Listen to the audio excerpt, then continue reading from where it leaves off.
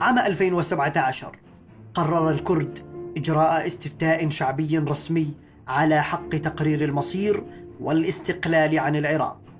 استفتاء جعل تركيا وإيران وبغداد تغلق حدودها في وجه الإقليم وتهدد بالتصعيد. كان البعض يعتقد أنه كردستان بعد الاستفتاء في اليوم الثاني ستعلن استقلالها. هل هذا كان مخططكم؟ الحقيقة قبل الاستقلال وخلال الاستقلال لم نقل أنه ثاني يوم راح نعلن الاستقلال. قلنا وفرصة لشعب كردستان أن يعبر عن رأيه وندخل في حوار مع بغداد، ويجب أن نتوصل إلى نتائج بالحوار وبطريقة سلمية. هذا كان الهدف. هل كان مسعود برزاني يخشى من الجيل الكردي الجديد بأنه ليس متمسكا بالقضية الكردية كالجيل الذي قبله؟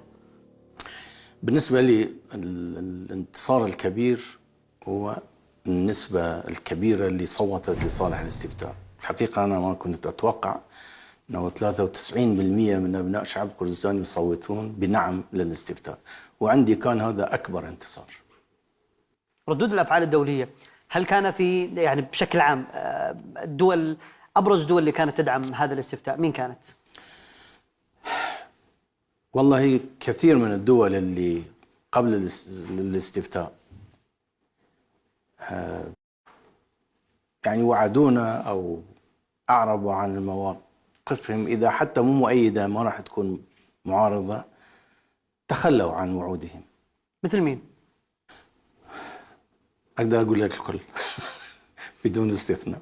الكل؟ أي والله بدون استثناء، بس طبعا بدرجات متفاوتة. تركيا، إيران، حكومة بغداد. تركيا وإيران رفعوا راية العداء السافر يعني. وهذا اللي أنا بسأل عنه. تركيا، إيران، بغداد، سوريا، المحيط كله يختلف على كل شيء، لكنه يتفق على قضية واحدة وهي قضية والله هذا اللي شفناه. Buyurun şimdi bütün hava sahaları da kapatılacak. Uçuşlar zaten yasaklandı. Hava sahaları da kapatılacak. Kim gelecek? Nasıl gelecek? Yakında sınırlar da kapatılacak. Memurunun maaşını ödeyemiyordun, bize geldi. هل تعتقد أنه يوم من الأيام سترى هذا الحلم بعينك؟ المهم وضعنا الأساس الصلب أنا ما أقول الحلم وإنما لهذا الحق، وحتى إذا أنا ما أشوفه الجيل اللي بعدي أو اللي بعده يشوفه، هو هذا المهم. هل أنت مطمئن على الشعب الكردي اليوم؟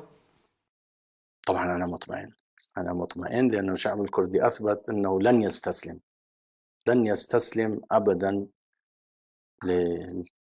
للظلم.